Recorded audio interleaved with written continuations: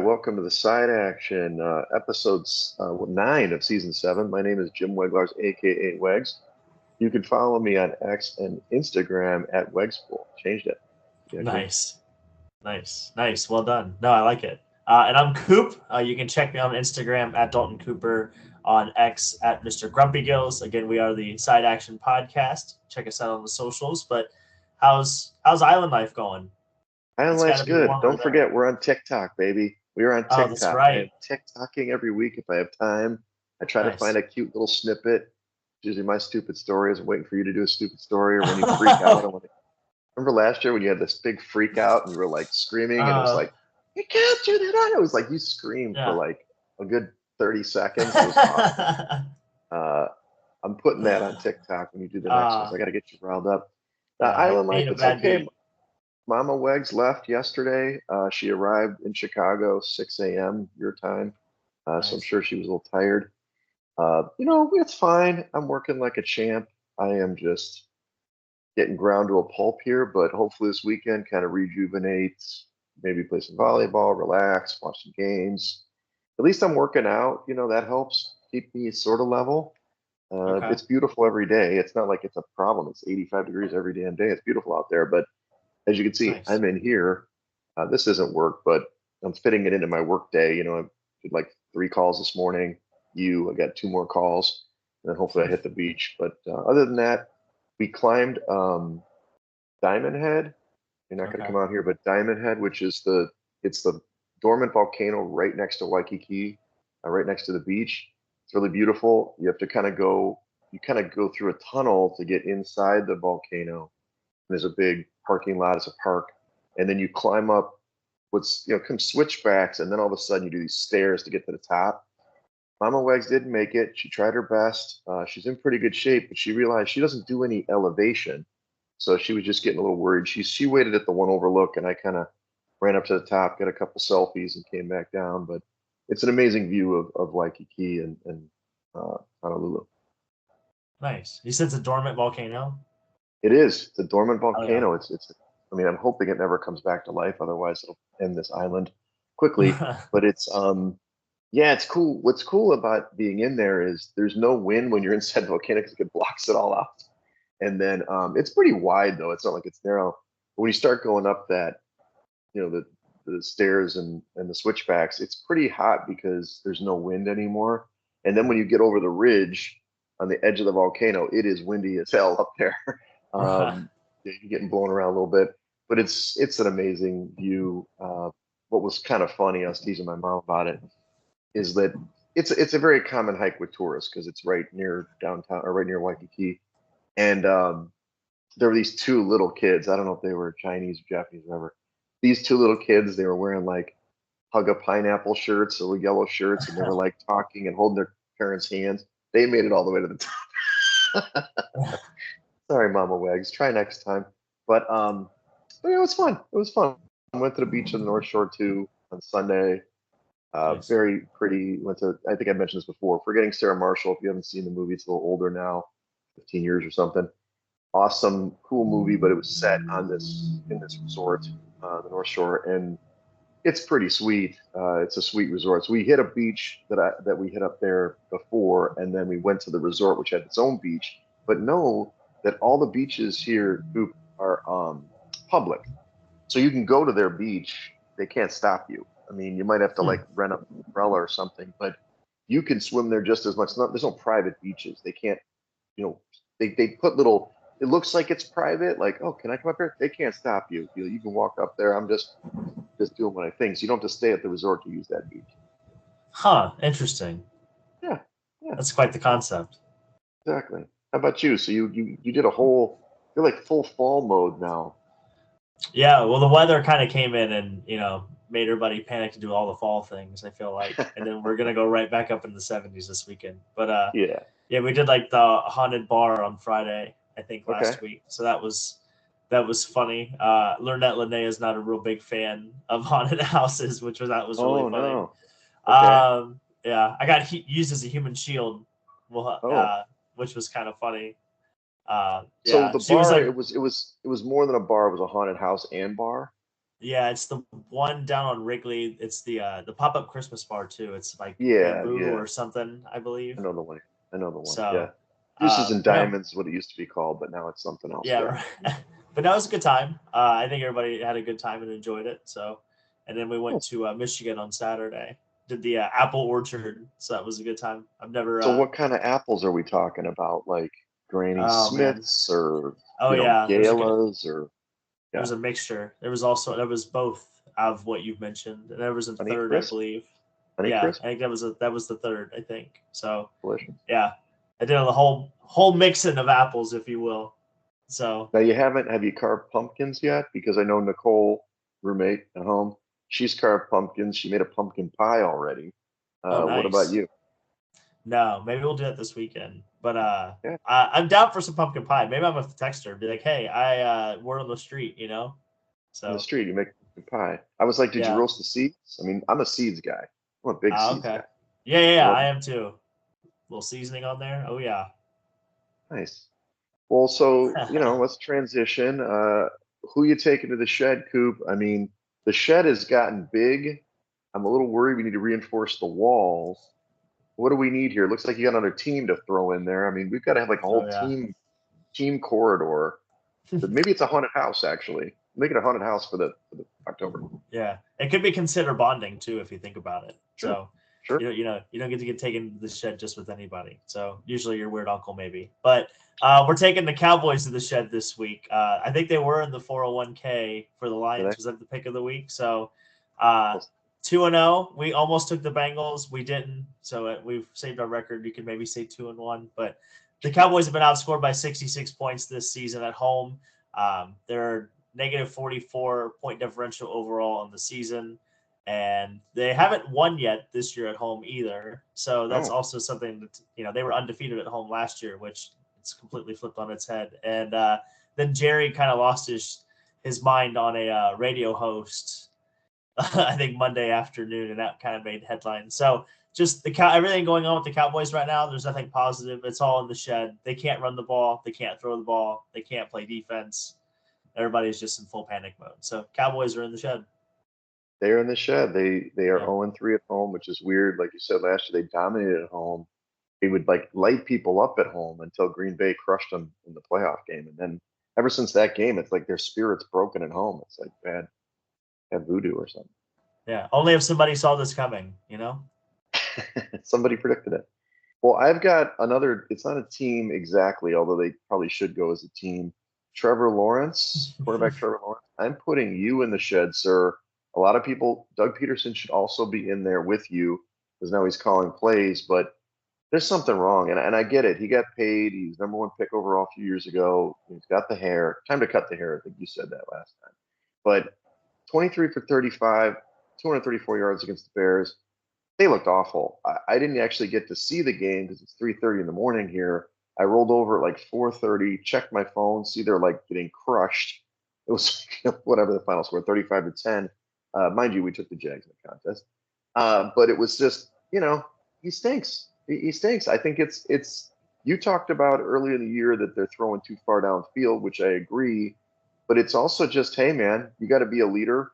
I mean, obviously ATN got hurt in the game, and he's still what are questionable this week. But Trevor, get in the shed, get yourself right. Maybe you should just go full buzz cut, get rid of that hair, start over. And I'm sure somebody on the Cowboys can shave your head in there. So Oh, yeah. uh, my other shed is not really a football related thing directly, but it's X. I mean, I get it. It's us for us to consume information, usually cool clips and videos. I don't know how many times I saw the Aiden Hutchinson leg break on X. It was tough, and I really like him as a player.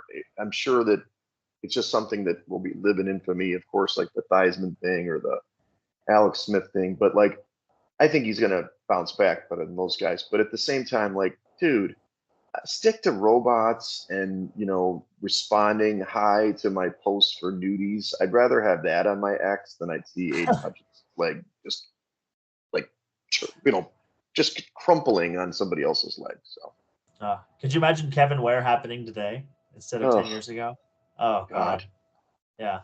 it'd be like a meme forever. It's like not that it has to be sacred. It's just tough. I mean, he's got to deal with the injury already and whatever. So let's flip the script here. Let's go Club Dub. Let's make it exciting. We know that Oh it's already yeah. owned by Joe Flacco, who could go in again, by the way. But who do you have in Club Dub this week? So Club Dub. First of all, bat flips. Bat flips are in Club Dub. The Guardians are back. Yeah, if you didn't see it last night, they came back. They were down in the Did. ninth inning, down to their last out. They hit a 2-run home run by Big Christmas. So he tied it up in the ninth, and then they won it in the 10th with a walk-off 2-run home run. They beat the Yankees 7-5. Yeah, They're beat still those down in the guys. series 2-1, but you really They couldn't are. go down 3-0. This at least keeps them alive.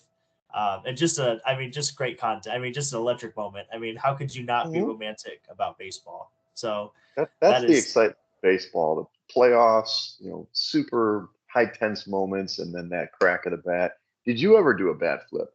You played a bit of baseball yourself. Have you ever done the bat flip? oh, definitely wiffle ball for sure. I don't know if I ever did it like in an actual game. Yeah, I feel like wiffle ball for sure though. Yeah. You couldn't really hurt somebody with a wiffle ball bat, but I mean those classics. I see there's another interesting one in Club Dub. I'm curious what you got here. You know, Oh yeah, the other one we're putting Lonzo Ball in Club Dub. So he suited up for the Bulls for the first time in 2 years. He had 10 points in, ooh, I believe, 15 minutes of action. He was 4 of 6 from the floor. So good to see him back. If he's any bit of a, kind of a shade of what he was before, the Bulls are really young, but, at least, they're in a transition year. That they're either going to sell the rest of whatever talent they have and really go to a full rebuild, or they'll have maybe a little bit of foundational pieces to build on, and maybe they could be frisky, if you will. So if he's right. back and healthy, he's definitely going to be contributing. And they actually beat the Timberwolves 125-123 that night. So Boom. yeah, we're trying to stay positive with with the rebuilding team. The only good team we're Yeah, got right now in Chicago is what the Bears maybe, and we're not too sure about that yet. yeah, that's questionable, but you've got to start on the making on the WNBA side. But yes, it's a tough Yeah. one. Club Dub for me, Amari Cooper. Welcome to Club Dub. Come on in. You're on a winning team now. Not that he wasn't with Dallas and even last year with Cleveland, but man, he got to get out of the hellhole that knows Cleveland. He gets traded to the Bills. I don't even care about the details. He has a chance. He's going to actually resurrect his career number 2.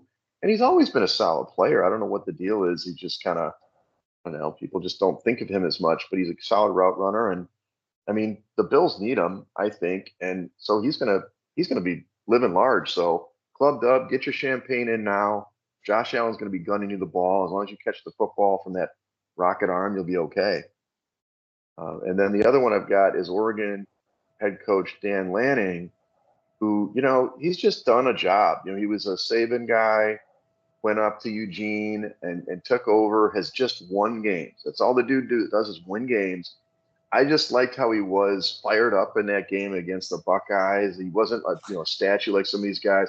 He gets fired up into the game. It was a tight game, and we'll talk about it in a minute. They played really well. And sir, you're in Club Dub. I know some of your kids can't get into Club Dub legally, but maybe we can have a section for the underage kids. But you've done a hell of a job. Congratulations, and the Ducks are still in the big playoff race here. Yeah. National title. Daiquiri Dan Lanning, That's right. So in the college, week 7, interesting. I mean, you're on the right side there with Texas. Texas just went and just destroyed Oklahoma. No shot there. Kept forcing turnovers on Oklahoma, 34-3. Not even a question. So they came off. What's his name? Ewers played really well. Like you said last week, he did come out like he needed that job. Keep Arch Manning on the bench, not get Wally pipped. They played pretty damn good. We just mentioned the Ducks. They win 32-31 with a field goal in the fourth quarter, but it was kind of a back and forth game. It was really exciting. So that was a fun one. We'll get another good game this week. LSU, they get a huge win, against Ole Miss. Ole Miss was favored, on the road, which we talked about. That might have been a question mark, but they won 29-26. And then K-State, they close as a 3-point favorite. They win, but they get the push. Get the push against the Huskies, or get Yeah. the push in that game. K-State played the Buffs in that one. So But you had the right side too. You want to talk about these last two? Or no, you didn't have the last one. You could flip them if you. Well, that Ball State Golden Flashes game, that may have been one of the best worst beats of all time. I think Ball State was up 9 with like a minute to go, and somehow Kent State scores, and just the last minute and a half of that game, we were on the right side. We just got screwed. So, but Iowa took care of business, and they completely ran the ball, and that was just a complete domination. So, kind of what we thought. A little bit of a letdown spot, a noon game for a West Coast team. Also, it just never feels like a good spot. So, just that one felt good. I mean, that one was like never close or never in question. So I'm sure Four Shadows was loving it. Drinking the dog bowl, and have you ever been there where they do an Iowa game? It is insane. You can win but I've dog bowl, and if you get the raffle, win the dog bowl, you can drink beer unlimited for free out of it. You have to drink it out of the dog bowl. That's the only caveat. So if you win the dog bowl, you're just drinking beer for free out of the dog bowl for the whole game. And they also have this little like honey bear bottle that they'll fill up with like O bombs or Vegas bombs. If you get the raffle and win that, you have to, but you have to drink out of the honey bear bottle. You can't drink out of a shotgun. Okay, nice. Random. Hell yeah. All right, well, let's talk about week 8. There's a lot of big games here that I've highlighted here, and I'm not sure if they're your games to target, but Miami, they 6th ranked. They're going to Louisville. They're 4-point favorites on the road, 61.5-point total. This is 11 a.m. Central. This is when I was checking Miami's schedule. This is kind of like their last tough game. They do play Syracuse in the finale, but I kind of feel like if they win this game, they can run the table in the ACC. Do you think that Louisville can step up and pull the upset? They're going to have to win the turnover battle, but without that happening, I just don't see that. The only thing that worries me, I guess, is the noon start time, I feel like. But I feel like that's also a good spot for Miami to play this game as well, because that means they won't overlook Louisville. So Louisville is kind of frisky, but I don't see them covering Miami. I think the speed of Miami, I think the good pocket presence, the Cam Ward's ability to get the ball out on time is going to cause Louisville trouble. It's kind of the same thing that Notre Dame did to Louisville was, just quick out routes, just quick ins and even his, Riley Leonard's pretty mobile. He's, Cam Ward's not the runner that Riley Leonard is, but he's also able to create that space in the pocket and extend those plays. And I think that's going to be, kind of the Achilles heel of Louisville's defense. Right. Really high total there, 61.5. So some fireworks in that game for sure. This is the big one in the there's two big ones in the SEC. SEC game 1, number 7 Alabama at 11 Tennessee. Alabama's favorite, 2.5-point favorite on the road, 56.5-point total, 2:30 p.m. Central Time. Both these teams kind of squeaked by. I think they were kind of maybe looking ahead a little bit. Bama did win the game, but they barely, and as did Tennessee. So this is kind of a put up or shut up game for Tennessee. We've talked about them all season. They did get upset a couple weeks ago. But do you think they have enough to take on Alabama, or is Alabama going to actually roll in Knoxville?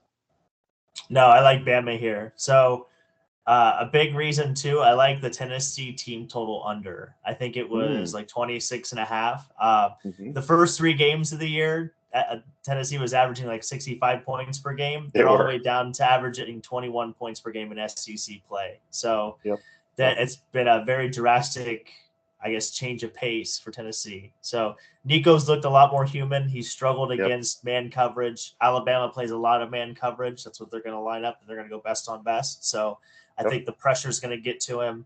And I think Bama comes out and plays well, even, because they kind of sleptwalk, obviously, after beating Georgia. And I think they learned their lesson. I don't think that's going to be a problem here. So Jalen Hurts is the best deep ball thrower in the country, and Tennessee's defense has been suspect to big plays the last couple of weeks as well. I think you mean Jalen Milroe. But Jalen Milroe, sorry. Other Alabama quarterback.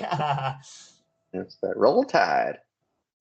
All right, so then we've got Michigan and Illinois. Michigan's 24th, Illinois is 22, so sort of even.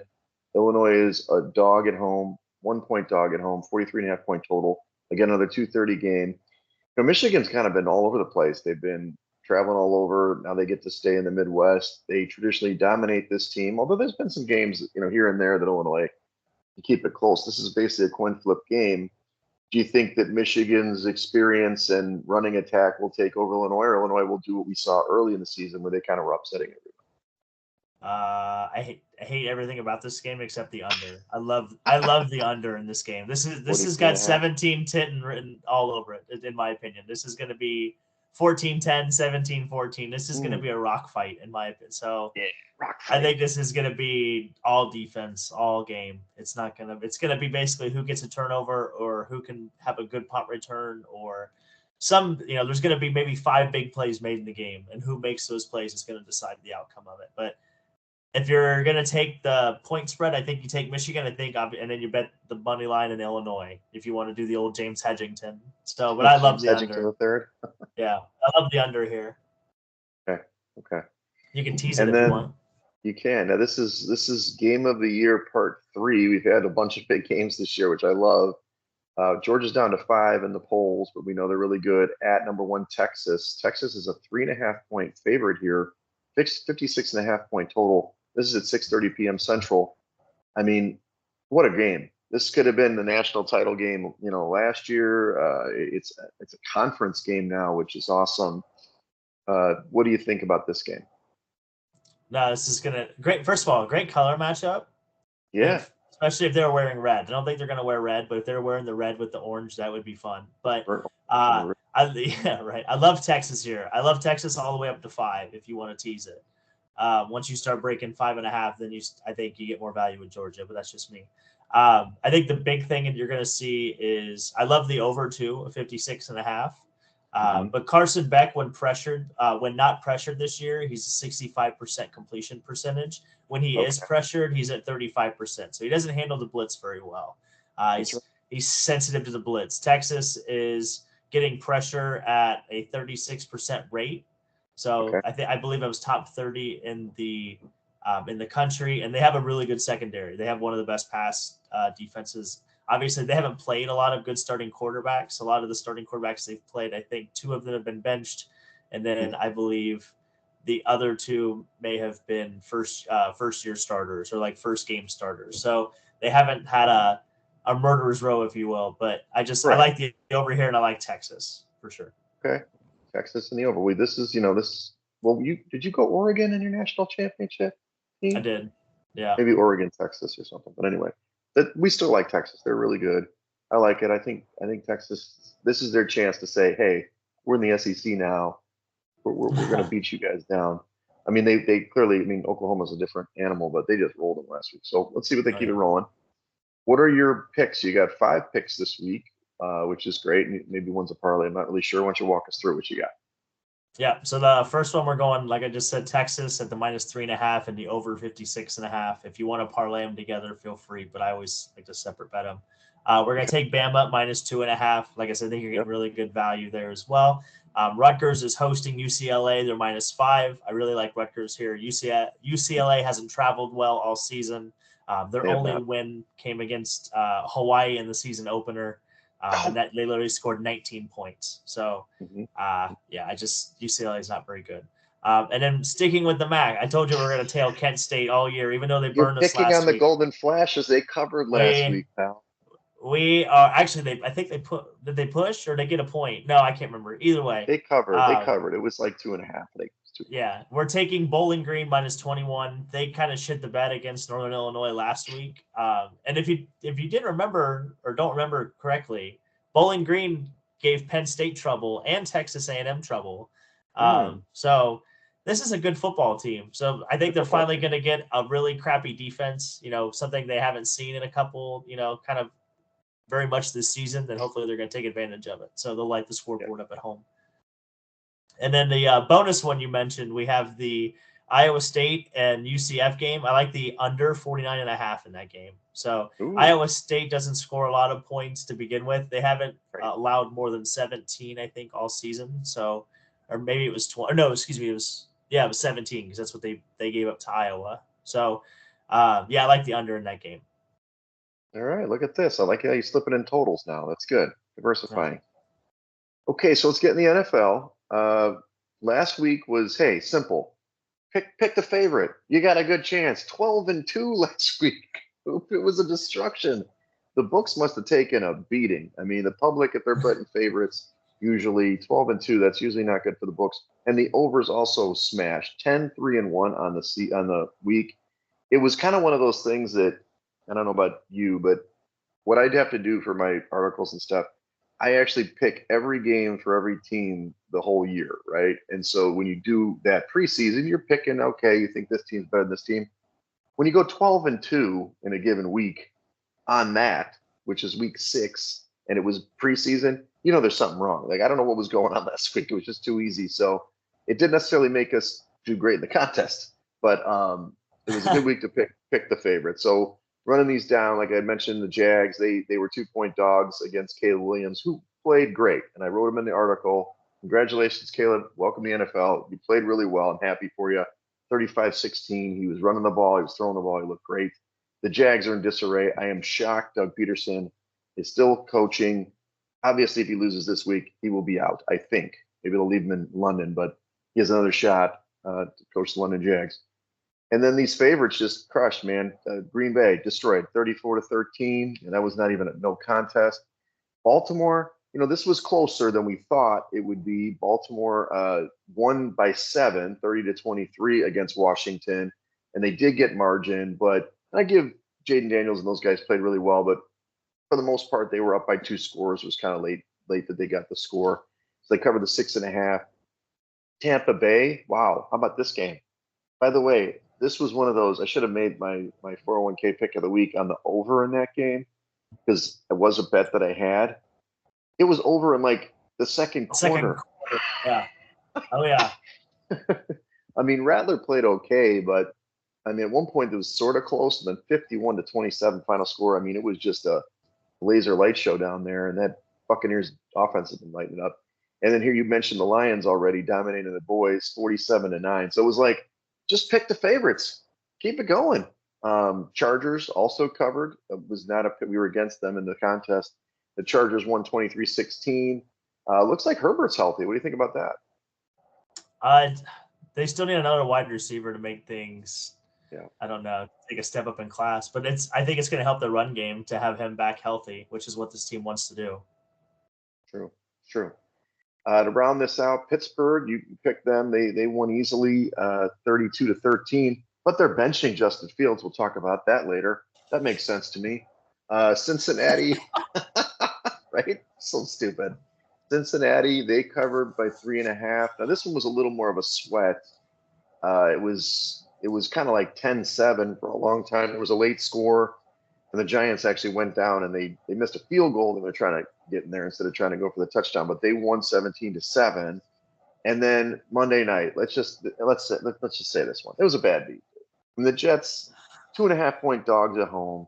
They were kind of going up and down the field despite the win. They missed 2 field goals off the upright. One was like a 32-yarder, and they couldn't convert in the red zone. So the Bills did get the win and cover 23-20, but God damn it, Jets. But obviously that maybe Mike Williams playing like crap maybe made the move for Devontae Adams the very next day. Did you notice that the field goal kickers missed 2 kicks Sunday night in the Bengals game, and then they missed 2 kicks Monday night at like the same end of the stadium from like the same hash? So like the kickers were like 0 from 4 from that spot. That's interesting. I just thought that was I thought that was odd, but yeah, Whirling wind. I think I had the over in that game at like 40, I think 41.5 or 42. So I was happy, but there should have been a lot more points too, and that was a bad beat. If you had the Jets were the side the whole play. So that's for the side. Thanks, Aaron Rodgers. Anyway, in week 7, we've got 2 teams on bye, Bears and Cowboys. Last night, another favorite rolled. Denver, I should have bet this game. I don't know why I didn't. They went all the way up to 3 points favorite on the road, 37-point total. My whole thing was a Sean Payton revenge game. Yeah. And maybe that wasn't the angle because New Orleans had tons of injuries by game time. But they they laid the wood. Coop. Was it a 33-6 or 33-3 or 36-3? They just crushed them last night. So good for Denver. So now in the main slate, you've got another London game. this time New England against the Jags. Jags are 5.5-point favorites in the contest. I think it might be up to 6 in the market now. 42-point total. This again is at 8:30 a.m. Central, 3:30 a.m. Hawaii time. I'm all over New England, dude. And I know that the Jags, I pumped up the Jags, the London Jags. I know I did. But there's two angles here that I'm thinking on this one. One, I didn't think Drake, he played pretty good last week. They scored 21 points. They lost the game 41-21, but he played decent. And this Jags defense is garbage. I know they're getting their cornerback back, but come on. So obviously it's a last stand game for the Jags to win, period, for Peterson's job. But I don't know. I'm going Patriots plus the 5.5 or 6, whatever it is. I'm going Jags. There's a couple reasons why. London Jags. Yeah, well, that too. I think your theory was correct. I think you just deployed it a week too early. But I also like the match. I kind of Etienne getting hurt. He's been obviously their least efficient back by. I mean, it's so obvious. There's so He's many. on my fantasy team, bro. You Yeah, don't have to and tell he's me. been He got a 0. his yards per carry is like in the 3s, and Tank Bigsby's is like in the 5.5 range. So just the efficiency alone has been completely different. So the fact that now they could just deploy Tank Bigsby at will, I think is going to help their offense. And we got obviously a little more tape on Drake May. Jacksonville's defense hasn't been the issue other than obviously the Buffalo game, but that's a different story. I like the Jags here. I think Trevor Lawrence will play better with a run game. The play action game should be more, and the Patriots are going to be who we thought they were. Yeah, they're not good, but okay, we'll see. Look, they've been there a whole week. You know, they're settled in. They've got their whole body clocks right. I know that the Patriots went over yesterday. So did you hear that last year, Buffalo, McDermott tried to make them stay up all night to get on the right time. So they actually didn't go to sleep Thursday night, and then they practiced on Friday afternoon or something or whatever. So it was like that didn't work against the Jags. But I don't think New England's doing that. But it's always something to consider. Usually the team that goes over later loses. That's kind of what the general rule is. But let's get to the main 12 o'clock noon Central Time games. You've got Seattle at Atlanta. Atlanta's a 3-point favorite at home, 51-point total. I originally was big on Atlanta in this game because I think that their offense is now kicking a high gear. Seattle's kind of been not so good of late, but will Seattle lose 4 in a row? Probably not. And I think what you're going to say is what I've heard a lot this week in terms of the pressure rate for Atlanta. I don't know, maybe that's where you're going. Go ahead. Well, they're on pace for the second lowest sack rate in the history of the league. So, and I think that's stats all the way back to like the early 2000s. So there's probably 20 years of data in there. So, but this game, I don't know if I'm necessarily big on who's going to win. There's a couple. I do like the over Geno pass attempts at 35.5. He's averaging 41.5 per game. So I do like the over in this game too. So since 2017, these teams have met 5 times, and over that span, 60 is hit twice, and they're averaging 56.2 total points between the two in the matchup. So even if you just get an average game from these two, you're easily going to hit that 51. So if you want to tease it up to 60, I think you can. It's usually been a race to 30 when these two teams play, and we'll go from there. But as far as like the point value and kind of where I could see the argument for Seattle. I could see it for Atlanta. So I think Seattle's defense is becoming, I don't want to say frauds, but you got to remember the first 3 games when they were like in the top ranked league, they beat like Jacoby Brissett, they beat Skylar Thompson, and they beat Bo Nix in his first start. So it's like it's all inflated. So now we're kind of in the part of the season where who you've played does kind of matter now. Like we kind of have good enough data to go by that. So yeah, and just for the record, I am on Geno's pass yardage. I think it's 261. I'm over 261, so that's kind of my lock on this game. But I hear you. But probably Seattle or pass. But it may not be in the top 5 picks or whatever. But should be a nice game to watch. A lot of scoring. There should be a lot of points. Yeah. We got Tennessee at Buffalo. This game is skyrocketed. Buffalo's 9.5-point favorites in the contest. I think that's still what it is in the marketplace. 41-point total, which stupid Will Levis, right? This is why you can't like you have to bet the dog in this game at 9.5, but can you trust Will Levis? I can't. I really can't. So you tell me what you got a lot of notes here, which I love. Go ahead. Tell me what you got here. So the last time these two teams met was in 2022. The Bills won that meeting 41-7. Hmm. That was with Ryan Tannehill. I think that was the year they were the number one seed in the AFC. So since 2019, Josh Allen has been responsible for 14 touchdowns and 3 interceptions in 4 games against the Titans. Though the weird thing is the Bills themselves are only averaging 23.5 points in that span. Now, that was all under Mike Vrabel, so we know that's Yep. kind of where his specialty is. But Yep. obviously, the Titans have Will Levis, so this game is either a rock fight or a Bills domination, and I just don't see the Titans have a good defense, but I don't see the Bills. The Bills take advantage of the weak, and this is kind of that situation, in my opinion. Prey on So the weak. yeah, Yeah, I so think we know the that's right. Titans are bad. We know the Titans are bad. It's just a lot of points if you're doing official contests and stuff. It's probably a good teaser game. Tease the game down to 3.5 for the Bills, and then you can do the total somewhere else if you need the teaser leg. Here we go. Cincinnati at Cleveland. This is a crazy game. 5.5 point favorites for Cincinnati on the road. 41.5 point total. There's a couple things I want to say about this game. The Bengals never beat the Browns. I just can't beat them. I don't understand. Are we going to go against that? Is this a stinky dog thing? Cleveland plus 5.5. I see your note. Chubb is returning. He probably will be on a pitch count, but God damn it, Cleveland has just sucked. So it's a really tough one. I mean, divisional road favorites usually don't fare well. And then secondly, I've seen so many times when the Browns, even when the Bengals were great a couple years ago, they still beat them. So it's hard for me to take the Bengals here. But what are your thoughts? Well, the Bengals were hoping that Joe Burrow goes on a 10-game win streak again, the same way they Yep. did the year they went to the Super Bowl. So Yep. I think the number is probably with Cleveland, though Cincinnati's run defense did look a lot better now that BJ Hill and the other defensive tackles are back and healthy. Yes. So I kind of brought that up earlier in the season, like, hey, they suck now because they're missing some key defensive pieces, but now those guys are Yep. back. Deshaun Watson has been awful. He's been even more awful against the blitz. So any kind of pressure on him, he's been very sensitive to. So I think this may be the one time where you can feel good about swallowing the number. One team's got a lot of momentum. The other one, even though Cincinnati's lost a couple, they still have kind of that offensive firepower that they have an identity. They know who they are. The Browns have no idea who they are. So Got it.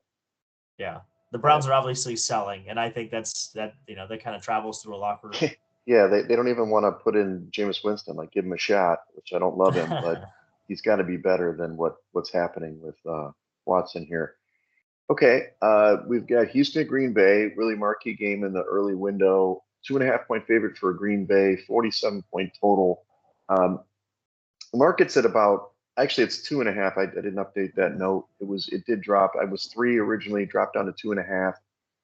This is my hold. I've already bet Green Bay at 3, which I feel stupid now, but it's just a defense for Houston. They're gonna win this game if their defense plays great, and I think they have played pretty well.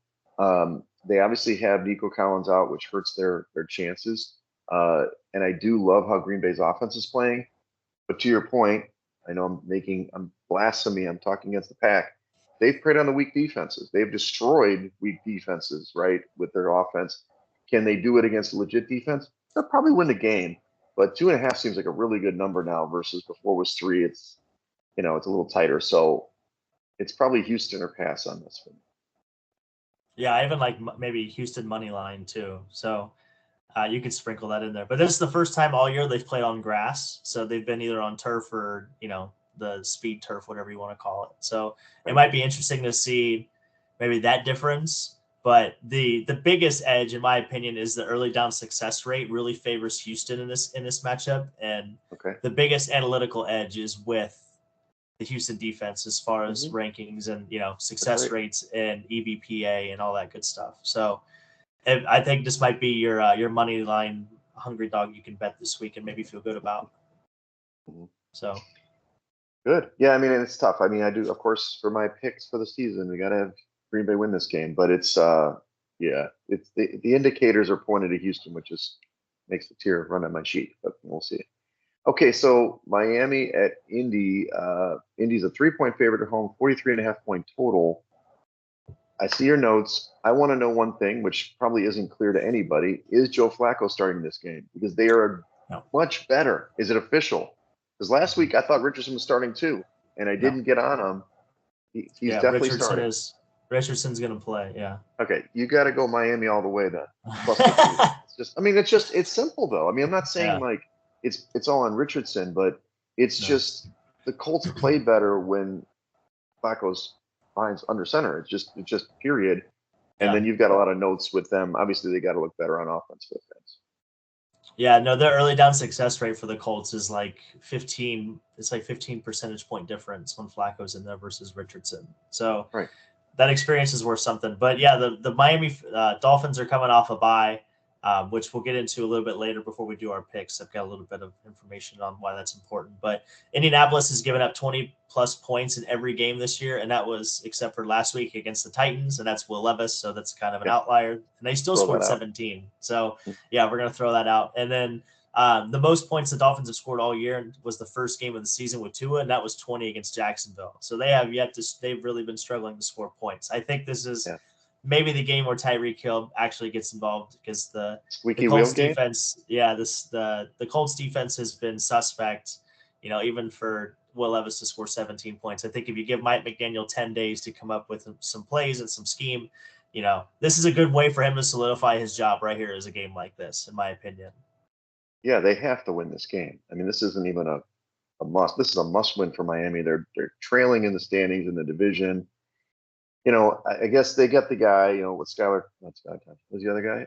Huntley. Huntley's got a whole bye week to get the offense and figure it out. They've got to be better, and it's a great defense to do it against. So I like this pick a lot for you. All right, Detroit at Minnesota, another huge marquee game in the noon window. You've got Minnesota's a 1.5 point favorite in the contest, and it's been going down. I think it's like 1 point now. So there is, too bad, Coop. We should have got it when it was 2 or 2.5 early in the week for Minnesota. I know that a lot of people are going to put it on the Hutchinson. Why they shouldn't be favored in the game, but I do like Detroit in the game in general. They were my top 5 picks, but as the number comes down, it's not as attractive. The biggest thing though is Detroit. Goff on the road isn't great. I know it's a dome. And it prevents pressure defenses. So where are you leaning on this when you've got a lot of data here, which is great. So give it to me. Yeah, no, I like Minnesota. And this one, I go back and forth. There's a couple things I do like. I do like the over in this game. The last 5 meetings, it's kind of been a race to 30 as well. So the point totals, the Vikings are 1-4 against the Lions since 2021. So I didn't do ATS, but I did check the records. The point totals have been 50, 54, 57, 52, and 56. So you can feel good about that. The one thing I do like about the Vikings, there's a caveat to the Vikings defense. I like that they have the 4th best rush defense. Obviously, the Lions have played a pretty weaker schedule the last 3 or 4 weeks. That's why you kind of see the run game have more of a resurgence. They played the Cowboys, the Cardinals, and the Seahawks, and all 3 of those rank near the bottom in run stopping efficiency. So Tampa is average at best, and we kind of saw what they did to the Lions. They had awful red zone efficiency against that defensive front. So they were like 1 of 7 that game, right? So Minnesota's near the top. The one thing I do like in this game is Jamison Williams. I do like his over prop of longest reception. It's 23.5. If you can get it lower than that, even better. So last year, the Vikings blitzed Jared Goff at a 76% rate. And this year they have the highest blitz rate in the NFL. Also, it's in the mid 50s, or excuse me, in the mid 60s. And they usually play zone 76% of the time behind that. So the reason I like Jamison Williams is because 32% of his targets come when he's playing, when the defense is playing a zone blitz. And then an outright is, I guess, an outright of that. Yeah, so kind of a hot route, if you will. And then just another reason why 29% of the time when Jared Goff is blitzed, he still targets Jamison Williams on the season. So Jamison Williams actually leads the league in reception yards against the blitz. He has 253. So I could see that definitely being a big advantage here for, Brian Flores liking to bring the pressure on Goff. But Goff's actually played pretty decent against the blitz this year. He started out shaky, but he's obviously gotten better the last couple weeks. I mean, he was basically perfect against Seattle. So Yeah, it's just a better defense in Minnesota. So we'll see what happens. I've got to kind of reevaluate this game for myself. It is a close one. Aaron Going to be a great Jones is game. a Aaron Jones is a big key too, just because they didn't Oh, the Vikings looked like a completely different team when Aaron Jones was out oh. against the Jets, so they couldn't move the ball as well. He's just such a dynamic player. He does everything. He's also on a fantasy team of mine. When he's in the lineup, I usually win. When he isn't, it's tough, but I hear you. All right, well, let's get into this. Is still one of the early games, I believe. Yeah, okay. So Philadelphia is going to the Giants. Philadelphia's a 3.5 point favorite, 43-point total. This is one of the only teams that won last week as a favorite but did not cover. And they, for me, are a contest pick for the Giants, 3.5. And I'll tell you why. I think Sirianni's lost the locker room. It could be Yeah. arguable. I think everybody thinks he's a DB or whatever jerk. And Philly is awesome against the Giants. I know that. I can see your total, but I think this Giants defense playing pretty good. The front's there. The Philadelphia offense is kind of limited. They've got AJ Brown back, which is great, but they're basically just doing shotgun and throwing the ball. I don't like it. So I think I'm going on the Giants. It's like you're going the other way here. I don't.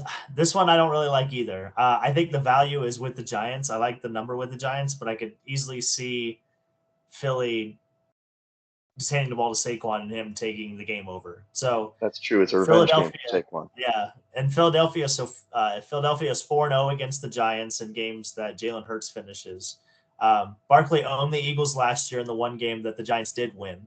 So now that he's on their team, it may be a different story, like I mentioned. But in the last 6 meetings, the Eagles' average margin of victory is 13 points. So you can kind of feel good about maybe laying that number. But to back up your Giants point, so the Giants have havoc rate. They have the second highest havoc rate, and that's like pressures and tip passes and sacks and all those defensive stats in the league. It's one of the big reasons why they went to Seattle and won earlier this year.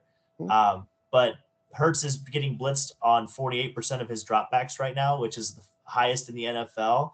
And he also holds the ball at the second highest rate in the NFL. So it's kind of a recipe for doom when you're playing against a defensive front that can cause havoc. You saw what they did to Joe Burrow last week on Sunday Night Football. I mean, they only gave up 17 points, and one of them was, 7 of those was because they had to go all out.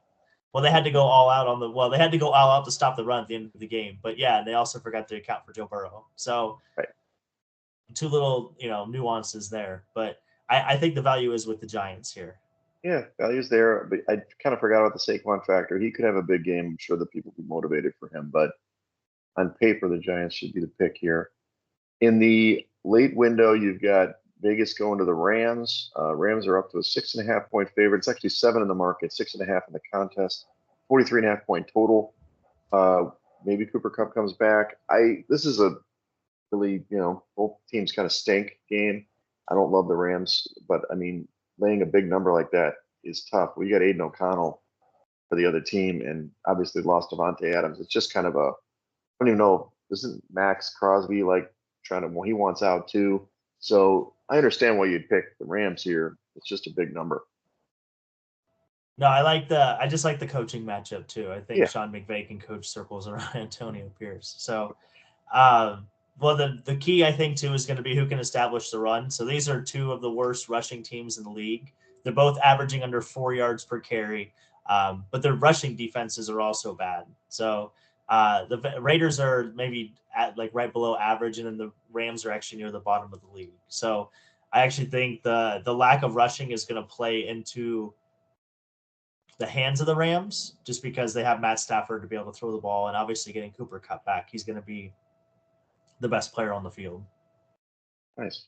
Well, let's go to this one. My darling team this year. The Panthers are at Washington. Washington is a robust 7.5 point favorite, 51 point total, and the market's up to 8.5 on them, understandably so.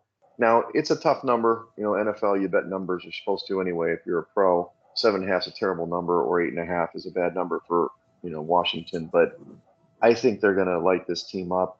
They played obviously Baltimore last week. Their offense is doing great. I do like the Washington team total over. If you don't like to bet the side because it's a bad number, bet the team total over, which I think is like 28.5 or something like that. So, you're looking pretty good there. So, do you like that, or are you just staying away because of the number? Well, the more I sit here and think about it, this should be the Riverboat Ron Rivera revenge game because he coached both Sure. these teams. Now that I Both think about it, squads. so I maybe the over just because both defenses are suspect. I mean Yep. the Commanders have played better on defense, but I mean Andy Dalton can show you he can at least still score a little bit here and there. So the Panthers are really banged up still. That's the only thing that would really scare me. That's the reason why I've kind of stayed away from them. They're just so unpredictable. Understandably so. How about this game? This is a repeat of the Super Bowl. This is the last game in the window here for the late window. Kansas City at San Francisco. San Francisco is 1.5-point favorite at home, 47-point total. To me, it's a tough game to handicap on a couple of fronts. First of all, Kansas City first of all, Andy Reid out of the bye is like legendary. The guy never loses. So I initially came out, I'm like, I want Kansas City plus 1.5. Everybody loves San Francisco in this matchup because I guess they played good last week. They've been playing, getting some people healthy, but I don't know. I still think the value's with the Chiefs here, and I can't really back San Francisco. So it's Chiefs or pass for me. What do you think? No, I really like the Chiefs here. First of all, you're getting points and you're getting the best quarterback to ever breathe. So, Oh, yeah, I mean, again, I think I brought this up earlier in the year. I can't remember who they were underdogs to, but it's like, hey, if you're getting points with Patrick Mahomes, yeah, aren't you an take idiot it. to not take it? Like, right. Why wouldn't you take it? So, but the nice thing with Kansas City too is their run defense has been really good this year. They played the Ravens, the Falcons, and the Saints, which means they played against Derrick Henry, Bijan Robinson, and Alvin Kamara, and they had a combined 103 rushing yards. So 3 yards a carry, really good. The Niners are down to their third running back just because Mason could have a shoulder injury, so we don't know how effective he's going to be, which I think makes them being the Niners way too predictable. And I think that plays right into the hands of the Chiefs. The Chiefs also have the second highest blitz rate in the league. Brock Purdy has thrown 4 interceptions this year against the blitz. And then also Kansas City. And this is going to be a struggle of the red zone. So this is why I really like the under and Kansas City, just because Kansas City's 29th in the league in red zone efficiency, and San Francisco's 25th in the league. So the touchdown percentage in the red zone. So I could definitely see the field goal kickers being a big factor here, but I think, usually when you take the under, you like the underdog too with the value. So Right, for sure. we're going to follow the book on this one. Okay. Okay, let's do the primetime games. You got the Jets again in primetime. Jets at Pittsburgh this time. The Jets are a 2-point favorite on the road, 38.5-point total. The market's about 1.5 for the Jets, so it's a little bit. They're expecting late money on the Jets for the contest. So we could talk about this too long. Why the hell are they starting Russell Wilson? Am I missing something? Fields was performing well. They're 4-2, which is probably better than they expected. He's playing well. They're running the ball well. Is it just to make him feel better? It wasn't because of performance, right? You said Wally pipped, so Mike But he Tomlin was didn't want Wally. pipped. Yeah, that's what I'm saying. Mike Tomlin didn't want him to get Wally pipped. So that's the one reason why I would pick against the Steelers here. It's not that I think the Steelers defense is pretty good. The Jets, obviously, their defense is really good. If they can, like you noted, if they cannot get penalized, maybe they win some football games. But I don't know. I just find it really fascinating. Maybe they'll throw the ball a little bit more. Hopefully, they'll get Jalen Warren involved in the running game because Najee slow. But what do you think about the game itself? No, I like the Jets here. I think the Jets are the side for sure. So the big thing that I found on X when I was reading is the crew for this game, the officiating crew. I cannot remember who the head officiating crew is, but they called 25% of their penalties on the defense, which is 33% below league average, or which is the league average is 33%. So they're below average on that. So yeah. So this call, and overall they call 61% of their penalties on the home team. So that's obviously in Pittsburgh as well. So the Jets are the most penalized team in the league. And also the Steelers allow the 9th most pressure rate. To your point of switching quarterbacks, they're going to have they're missing their center already. He's going to be out this week. And Russell Wilson can't run like Justin Fields. So again, I don't know if this is the best time to switch him in on it. Is it going to work? I have no idea. They might get a little more out of the throwing game, maybe. But if I take you back to week 1 and 2 when all those unders were hitting and the efficiency of quarterbacks was awful, like to think logically that Russell Wilson's going to just come in and play better than Justin Fields has already, then I don't like it. But I do like the under here. I like the under 38.5. I think Pittsburgh maybe only scores 10 points. Okay. Then the Monday night games, you got Baltimore, Tampa. Baltimore's a 3.5-point favorite on the road, 49.5-point total. I like Tampa here. I think Ravens are a really good football team. They're the best team in the league right now. But Vita Vea is in there last time I checked. And I know that defense is a little suspect for Tampa. But Baltimore, I don't know. I mean, the offense is playing really good for Tampa. And I don't think Baltimore's defense has been that great. 3.5 is too many points. And on the look ahead, I don't think this number was this big. And I also picked Tampa to win this game outright preseason. So I'm sticking with that. And I know you're going to argue otherwise. Yeah. So the Ravens are historic right now when it comes to offensive efficiency. So they've won 5 straight meetings against Tampa Bay, by the way. Their offense is averaging 453 yards a game. The last 7 meetings, they've averaged 140 rushing yards against the Buccaneers. They're already averaging 205 per game on the season. So 100 yards per game more than their opponent in each of the first 6 games. Yeah, historic pace this team. So Lamar specifically is 5-0 against the NFC South, and he's 22-1 against the NFC overall. That's true. That's true. Derrick Henry is averaging over 6 yards a carry. Their third down success rate or their third down efficiency is 52%. So that's leading the league as well. And the Bucs rush defense is 28th in opponents' rushing scores and 25th in stopping the run overall. So I think if you're going to take a prop, you could take Derrick Henry score 2 touchdowns. I know it feels like it's been hitting every week. I feel like that might hit. I feel like it's due again this week. Another big thing too is Alex Kemp's officiating crew. I was reading about this on X as well. Big officiating this week. Yeah, if you saw the Lions and Seahawks game a couple weeks ago when there was 26 penalties, I think it was a Monday night game maybe, but it had a lot of points. Yeah, it had a lot of points. So 46% of their penalties are on the offense as well. So this sets the table for a lot of points to be scored. They like to score. They like to call more penalties on the defense. Those holds and pass interferences that we saw. And the last time that Baker Mayfield and Lamar Jackson played each other, it was 2020, excuse me, and it was that 47-42 Monday Night football shootout that we saw. So I think this game's going to have a lot of points again too. Yeah, I would feel good about taking the over here. Yeah, no, I like that. Well, I might have put the under, but I do like this. A lot of scoring in this game. Okay, last Monday night game, Chargers at Arizona. Chargers are 2.5 point favorite on the road, 44-point total. The market is 2 points for the Chargers on the road, so a little bit dip money towards Arizona. It should be an over game, and I think I bet this one. Yes, I did. I bet this one a little late. It was 42.5 on the opener. I got it 44.5. I don't think it'll matter. I think Arizona's going to score, and the Chargers are going to do what they want against Arizona. I do like the Chargers in the game, but I like the total better. The Cardinals need to get right at some point, but we'll see if that ever happens against the Chargers, who could, just get ahead and grind the game down too. No, I like the Charger. I go back and forth on this one too. Arizona was in your picks early. Yeah, I go back and forth because Arizona could not start a game any worse than what they did last week against Green Bay. So right. I first thought that, but the more I dug into it, I like the Chargers just because I think their ability to run the ball is going to be a problem. So J.K. Dobbins, the thing I do like here is the longest rush prop for him. Right now it's 16.5. I like the over on that. The last 3 weeks, he's played 3 of the top 10 defenses in the Chiefs, the Broncos, and the Steelers. So we can all agree, all good defenses. He's had 2 tackles that have been out. Justin Herbert's been hurt.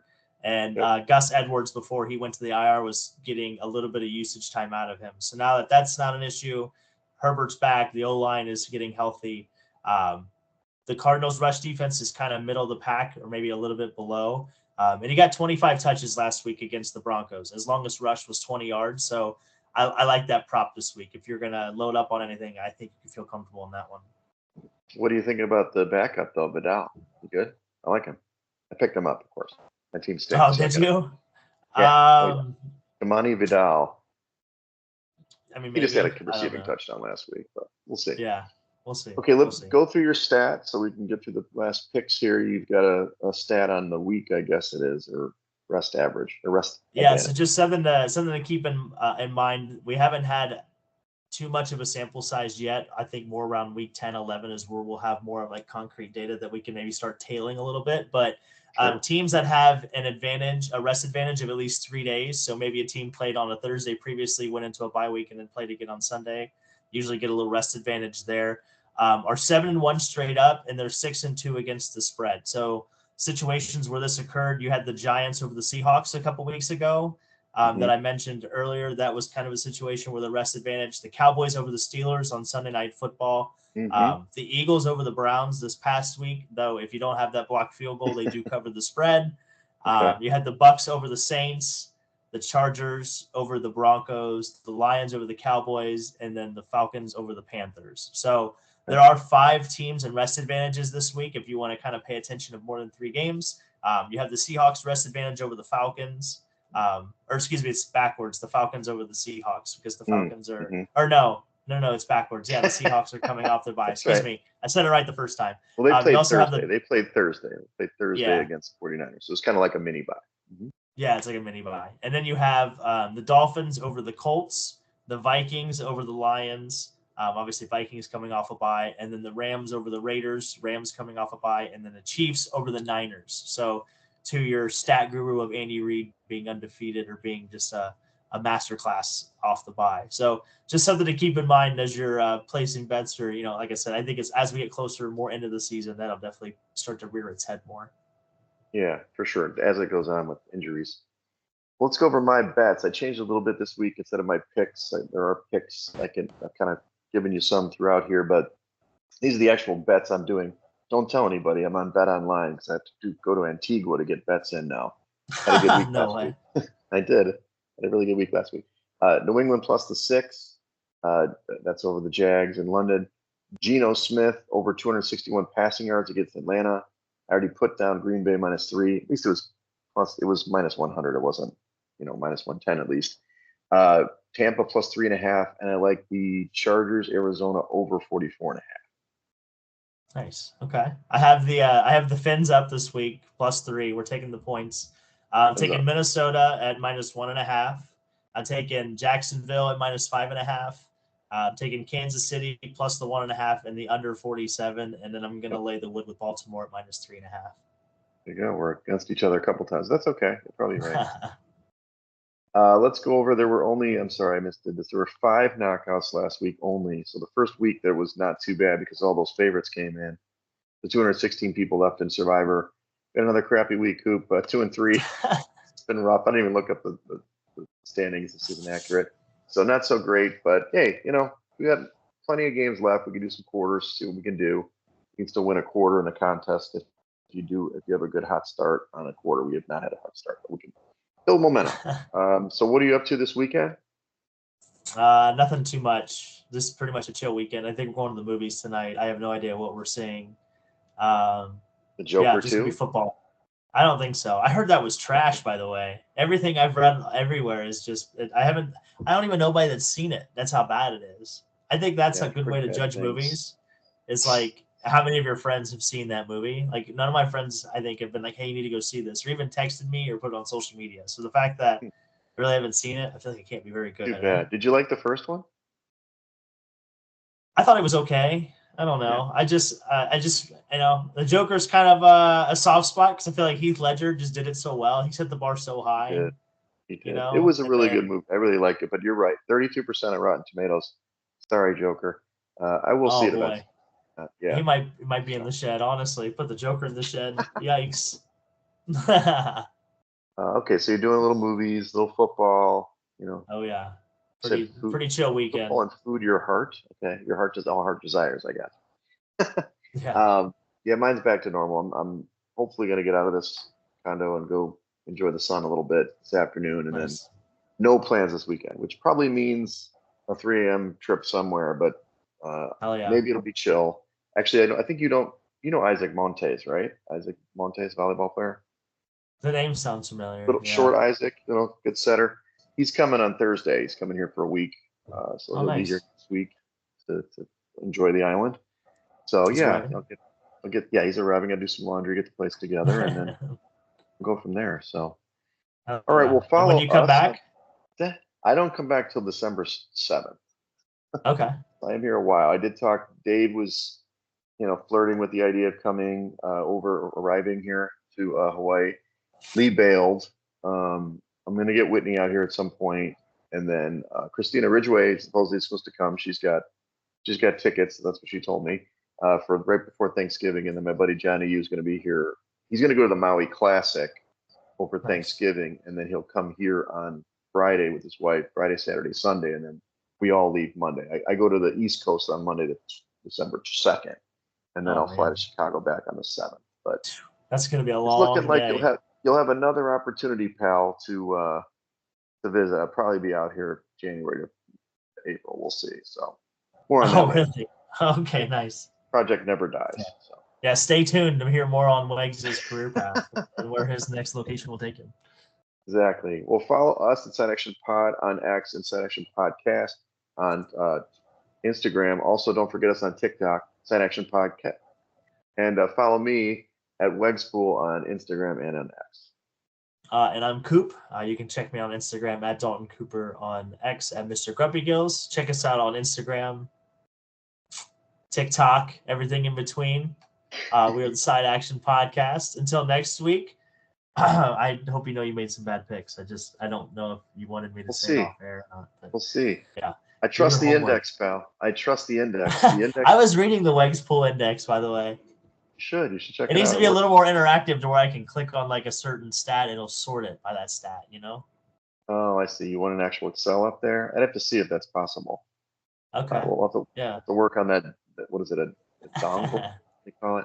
Look, I've got it up there. That's what you got. But yeah. more on Wegspool.com. Make sure you visit and check out your Week 5 preview. All right, guys. Have a great weekend.